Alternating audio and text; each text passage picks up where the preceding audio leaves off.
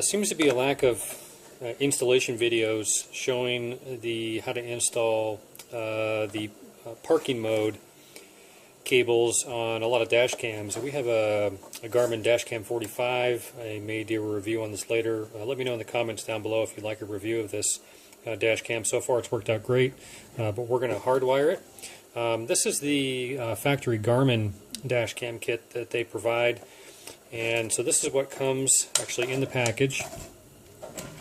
And most of the dash cam kits I've seen are just going to come with loose wires, and then of course it's up to you to figure out how to install this.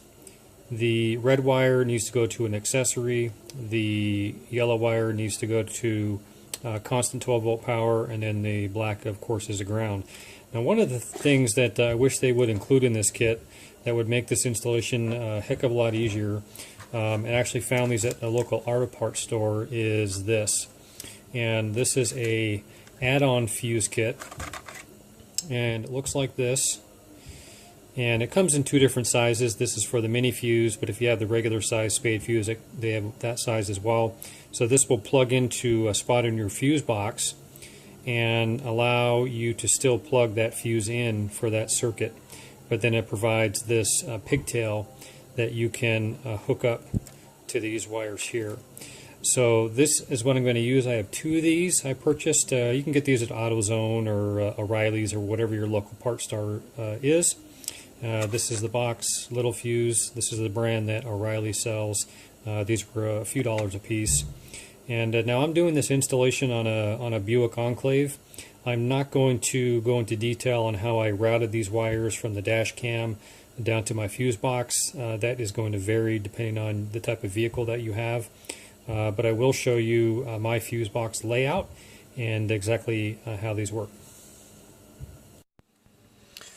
Apologies in advance for the poor lighting in here, but again, this is a Buick Enclave, and the interior fuse box is located in probably the most ridiculous spot that they could think of.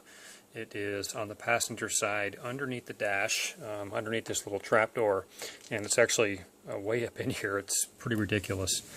Nonetheless, what we're looking for here is we are going to be installing these add-a-fuse links here into two different circuits. Now, what we're looking for here is we need constant power and we need accessory power.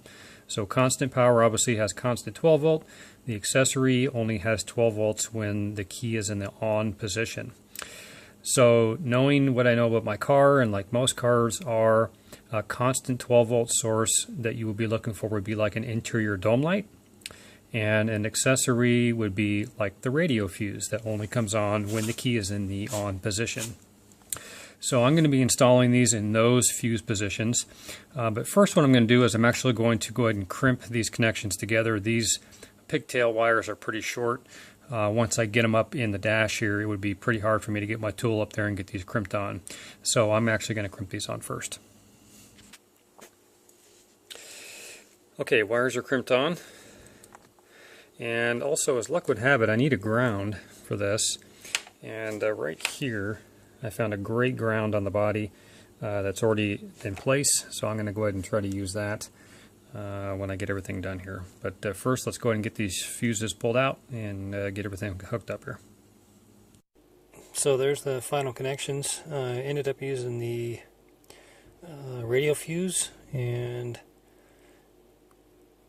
for the accessory, and the power door lock fuse for the constant 12 volt power.